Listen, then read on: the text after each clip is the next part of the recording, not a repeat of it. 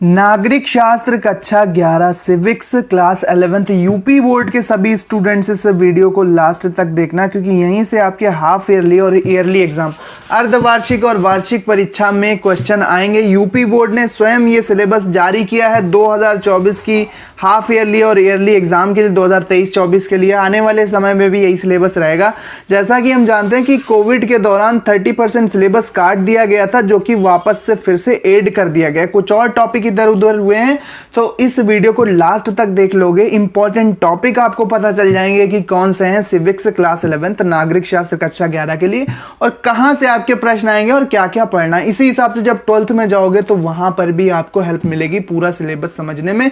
आपका जो बेस होगा, जो आपकी जो बेसिक होगी सिविक्स की, नागरिक शास्त्र की, वो बिल्कुल स्ट्रांग हो जाएगी। इस वीडियो को लास्ट तक देखना। चैनल पर नए हो तो सब्सक्राइब कर लो, बेल नोटिफिकेशन भी ऑन कर दो। साथ ही साथ आप ये वीडियो उत्तर प्रदेश के यूपी के कौन से जिले से देख रहे हो, अपने जिले का नाम कमेंट बॉक्स में जरूर लिखना। तो सबसे पहले देखो, सिलेबस जारी करने में यहाँ पर केवल एक प्रश्न पत्र 100 नंबर का होता है। 3 घंटे का समय आपको इसको सॉल्व करने के लिए दिया जाएगा। सबसे पहले खंड का में देखोगे तो भारत का संविधान, सिद्धांत और व्यवहार, ये है हमारा यूनिट या सेक्शन जो है, ये पूरा भारत का संविधान।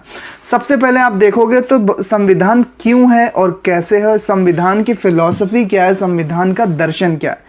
इस चैप्टर से 10 नंबर के प्रश्न आएंगे। भारतीय संविधान में अधिकार, ये 2 चैप्टर हैं इस पूरे फर्स्ट सेक्शन में। दूसरे सेक्शन में देखो चुनाव क्या है और इनका प्रतिनिधित्व कैसे किया जाता है। इसके बाद कार्यपालिका क्या है, इन 2 चैप्टर से भी 10 नंबर के प्रश्न आएंगे। इसके बाद तीसरे वाले सेक्शन में विधायिका और न्यायपालिका पढ़ना है, इससे भी 10 नंबर के प्रश्न आएंगे। 4th में संघवाद और स्थानीय शासन क्या है, इससे भी 2 चैप्टर से 10 नंबर के। इसके बाद संविधान एक जीवंत दस्तावेज के रूप में ये पढ़ना है, संविधान एक राजनीतिक दर्शन के रूप में, इन 2 चैप्टर से भी 10 नंबर के प्रश्न आएंगे। तो 10 10 10 10 10 इस पूरे सेक्शन खंड का से आपके 50 नंबर के प्रश्न पूछे जाएंगे। अब देखो नेक्स्ट देखते हैं, इंपॉर्टेंट टॉपिक भी बताएंगे। खंड खा में राजनीतिक सिद्धांत आपको पढ़ाया जाएगा, राजनीतिक सिद्धांत पढ़ाया जाएगा। इसके बाद आप ध्यान से देखो कि राजनीतिक सिद्धांत में राजनीतिक सिद्धांत एक परिचय, स्वतंत्रता क्या होती है, समानता क्या होती है, सामाजिक न्याय क्या है, अधिकार क्या है, नागरिकता किसे कहते हैं, राष्ट्रवाद क्या है, धर्मनिरपेक्षता क्या है। तो पहले 6ठे वाले यूनिट से 12 नंबर के प्रश्न, 7वें वाले यूनिट से, हर एक यूनिट में 2-2 चैप्टर हैं। 14 नंबर 14 नंबर के प्रश्न। इसके बाद 8वीं यूनिट से 12 नंबर के प्रश्न और 9वीं यूनिट से भी 12 नंबर के प्रश्न। यहाँ पर आप देख सकते हैं 12, 14, 12 यानी कि 12, 14, 12, 12। तो यहाँ से भी 50 नंबर के प्रश्न आएंगे इस राजनीतिक सिद्धांत, जो कि खंड खा है। अब देखते हैं प्रश्नों के प्रकार क्या रहने वाले हैं। सबसे पहले देखो, बहुविकल्पी प्रश्न रहेंगे 10, हर एक प्रश्न होगा 1 नंबर का। तो यहाँ पर कुल 10 नंबर के MCQ पूछ लिए जाएंगे। अति लघु उत्तरीय प्रश्न भी 10 होंगे, हर एक प्रश्न 2 नंबर का, तो 20 नंबर के अति लघु बिल्कुल शॉर्ट आंसर टाइप क्वेश्चन पूछेंगे जाएंगे। फिर लघु उत्तरीय प्रश्नों में आप ध्यान से देखो, लघु उत्तरीय प्रश्न कितने होंगे, 6 होंगे लघु उत्तरीय प्रश्न। ठीक है, ये 5 नंबर का होगा, एक सेकेंड, ये 5 नंबर का होगा, तो 30 नंबर के लघु उत्तरीय प्रश्न पूछे जाएंगे। फिर दीर्घ वाले प्रश्न 4 होंगे, 6 नंबर का प्रश्न, तो 24 नंबर ये होंगे। और फिर दीर्घ लघु उत्तरीय थे ये, और फिर दीर्घ उत्तरीय ये 2 प्रश्न होंगे, 8 नंबर का, 16 नंबर। तो टोटल 100 नंबर का डिस्ट्रीब्यूशन कुछ इस तरह से होगा। प्रश्नों की संख्या, कौन से प्रश्न किस प्रकार के आएंगे, यहाँ पर बताया गया है। अब देखो प्रश्नों का स्वरूप क्या होगा। ज्ञानात्मक 40% होंगे, बोधात्मक 40% होंगे और अनुप्रयोगात्मक 20% होंगे।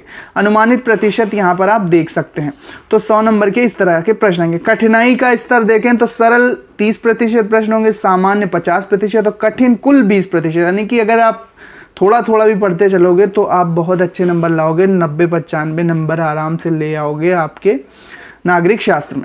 अब देखो यहाँ पर पूरी डिटेल में सिलेबस दिया गया है, पूरी डिटेल में टॉपिक बताए गए हैं। खंड का है भारत का संविधान, सिद्धांत एवं व्यवहार, 50 नंबर का। अब देखो इकाई में देखो, इकाई फर्स्ट में देखो, संविधान क्यों और कैसे, संविधान का दर्शन क्या है। देखो संविधान क्यों बना, कैसे बना, कब बना, संविधान का निर्माण कैसे हुआ, कितना खर्चा आया, किसने किया, संविधान सभा क्या थी, इसके सदस्य कौन थे, प्रक्रियात्मक उपलब्धि और संविधान की फिलॉसफी, संविधान का दर्शन क्या है।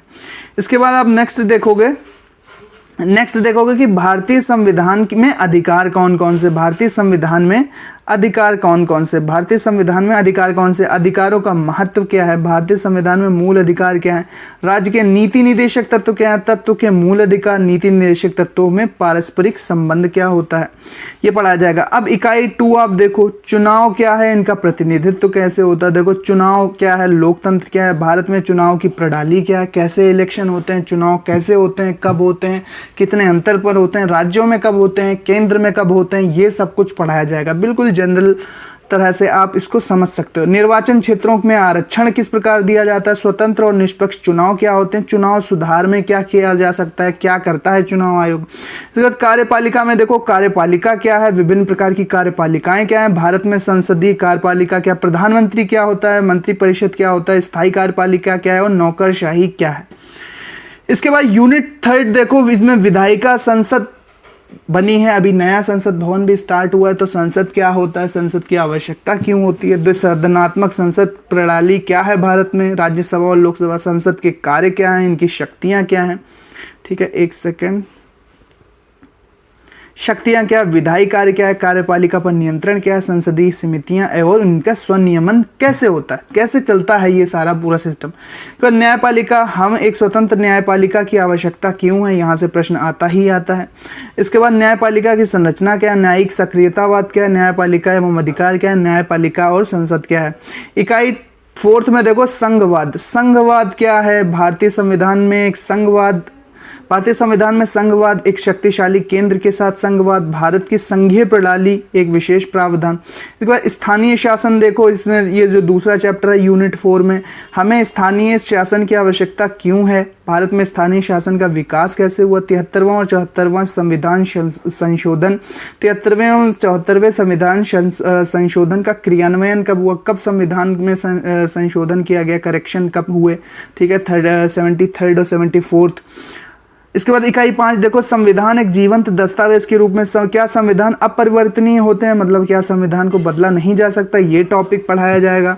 इसके बाद संविधान में संशोधन की क्या प्रक्रिया है, कैसे सही किया जा सकता है, कोई चीज़ अगर बदलाव करना है, संविधान में इतने संशोधन क्यों किए गए हैं, संविधान की मूल संरचना क्या थी, उसका विकास कैसे हुआ, संविधान एक जीवन दस्तावेज के रूप में किस रूप में है, संविधान का राजनीतिक दर्शन क्या है, संविधान लोकतांत्रिक बदलाव का साधन होता है, ये पढ़ाया जाएगा। हमारे संविधान का राजनीतिक दर्शन क्या है।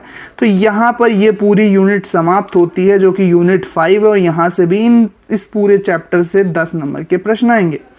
अब देखो खंड खा पे चलते हैं। खंड खा पे आप ध्यान से देखोगे तो खंड खा में राजनीतिक सिद्धांत ये टॉपिक रहेगा, 50 अंक के इससे भी प्रश्न आएंगे। इकाई 6 से स्टार्ट होता है, राजनीतिक सिद्धांत क्या है, इसका परिचय क्या है, राजनीति होती क्या है, ये पढ़ना है।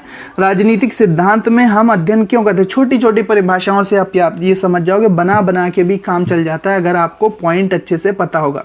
राजनीतिक सिद्धांत के व्यवहार में लाना, राजनीतिक सिद्धांत को व्यवहार में लाना, राजनीतिक सिद्धांत के अध्ययन के पर्पस क्या है, उद्देश्य क्या है। इसके बाद स्वतंत्रता क्या होती है, स्वतंत्रता का आदर्श क्या है, स्वतंत्रता क्या है, हमें प्रतिबंधों की आवश्यकता क्यों है, भाई हमारे ऊपर लिमिटेशन क्यों लगाए जाते हैं। हानि सिद्धांत क्या है, नकारात्मक एवं सकारात्मक स्वतंत्रता क्या है, नकारात्मक और सकारात्मक स्वतंत्रता क्या है। तो इस यूनिट में, यूनिट 6 में 2 चैप्टर हैं जहां से 12 नंबर के प्रश्न आएंगे, हर एक चैप्टर से 6 के मान लो। इसके बाद इकाई 7 में समानता क्या महत्व क्या है, समानता होती क्या है, समानता के विभिन्न आयाम क्या है, हम समानता को बढ़ावा कैसे दे सकते हैं। और सामाजिक न्याय क्या है, इसके बाद सामाजिक न्याय क्या होगा, न्याय की सुलभता मतलब न्याय कैसे आसानी से मिल सकता है, न्यायपूर्ण वितरण क्या है, निष्पक्ष न्याय क्या है, किसी का पक्ष लिए बिना सबको न्याय दिया जाए, सामाजिक न्याय का अनुसरण कैसे किया जाता है। तो इन 2 चैप्टर से समानता और सामाजिक न्याय से 14 नंबर के प्रश्न आएंगे। इसके बाद इकाई 8 देखो, अधिकार और नागरिकता, 2 चैप्टर हैं। अधिकार क्या होते हैं, ये कहाँ से आते हैं, ठीक है, अधिकार क्या होते हैं, ये कहाँ से आते हैं। इसके बाद कानूनी अधिकार और राज्य अधिकारों के प्रकार कितने होते हैं, अधिकार कितने प्रकार के होते हैं, अधिकार और उत्तरदायित्व, तो अधिकार तो मिले हैं लेकिन आपकी जिम्मेदारियां भी कुछ है, उत्तरदायित्व भी हैं, उनके बारे में भी पढ़ाया जाएगा। इसके बाद नागरिकता क्या होती है, नागरिकता और राष्ट्र, सार्वभौमिक नागरिकता क्या है, वैश्विक नागरिकता क्या है, ये 2-3 प्रकार की नागरिकताएं आपको पढ़ने को मिलेंगी। तो यहाँ से इन 2 चैप्टर से अधिकार और नागरिकता से 12 नंबर के प्रश्न आएंगे। और इकाई 9 यानी कि यूनिट नंबर 9 आप देखो तो इसमें राष्ट्रवाद और धर्मनिरपेक्षता, इनसे आपके प्रश्न पूछे जाएंगे। राष्ट्र क्या होता है, राष्ट्रवाद क्या होता है, राष्ट्रीय आत्मनिर्णय क्या है, राष्ट्रवाद और बहुलवाद क्या होता है। इसके बाद धर्मनिरपेक्षता क्या है, सेकुलरिज्म क्या है, धर्मनिरपेक्षता क्या है, धर्मनिरपेक्ष राज्य क्या होता है, धर्मनिरपेक्षता पर भारतीय एवं पाश्चात्य दृष्टिकोण यानी कि बाहर के देश, विदेशी देश, फॉरेन कंट्रीज कैसा सोचते हैं धर्मनिरपेक्षता पर, भारत क्या कहता है, भारत का संविधान क्या कहता है, धर्मनिरपेक्षता पर भारतीय एवं पाश्चात्य दृष्टिकोण, भारतीय धर्मनिरपेक्षता आलोचना एवं तर्क। तो यहाँ पे भी 2 चैप्टर आपको देखने को मिलेंगे, राष्ट्रवाद और धर्मनिरपेक्षता। यहाँ से 12 नंबर के प्रश्न आएंगे। तो टोटल सिलेबस आप इस तरह से देख सकते हो, चैप्टर में डिवाइड है, बिल्कुल सिंपल बेसिक सा आपका सिलेबस है। यहाँ से आपके 100 नंबर के प्रश्न आएंगे। प्रश्न कैसे आएंगे ये भी मैंने आपको बताया, पूरी तरह से अच्छे से समझा दिया। उनका स्तर क्या होगा, ज्ञानात्मक कितने आएंगे, बोधात्मक प्रश्न किस किस तरह के आएंगे, बहुविकल्पी कितने आएंगे, लघु उत्तरी कितने आएंगे, ये भी समझा दिया। और आपकी यूनिट में कितना सिलेबस है, कितना पढ़ना है। तो ये पूरा सिलेबस था आपके हाफ ईयरली में। अगर इसके अकॉर्डिंग पढ़ के जाओगे, इसके अकॉर्डिंग तैयारी करोगे तो 100 में से आप 90-95 नंबर तो आराम से ले आओगे अपने बोर्ड। जब 12th में पहुंचोगे तो बोर्ड एग्जाम में भी आप इसी तरह से अगर 12th के सिलेबस की पढ़ाई करोगे तो भी आप बहुत अच्छे अंक लाओगे।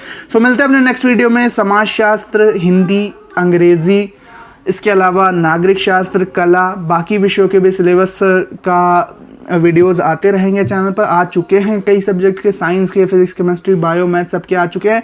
तो आर्ट्स साइड के भी सभी सब्जेक्ट्स के आएंगे।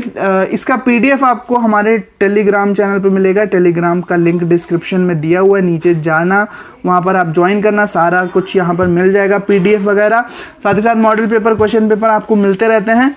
और ये आप यूपीएमएसपी की ऑफिशियल साइट से भी किसी का भी सिलेबस डाउनलोड कर सकते हो, किसी भी विषय का, क्लास 9 से लेकर 12th तक, तो वहाँ से भी आप डाउनलोड कर सकते हो। बाकी चैनल को सब्सक्राइब कर लो। बाकी वीडियोस के भी लिंक मैं डिस्क्रिप्शन में दे रहा हूँ आपको, वहाँ से अभी आप जाकर देख सकते हो। सो मिलते हैं नेक्स्ट वीडियो में। Thanks for watching. पढ़ते रहिए, आगे बढ़ते रहिए। चैनल को ज़रूर सब्सक्राइब कर लो। चैनल को भाई सब्सक्राइब ज़रूर कर लेना।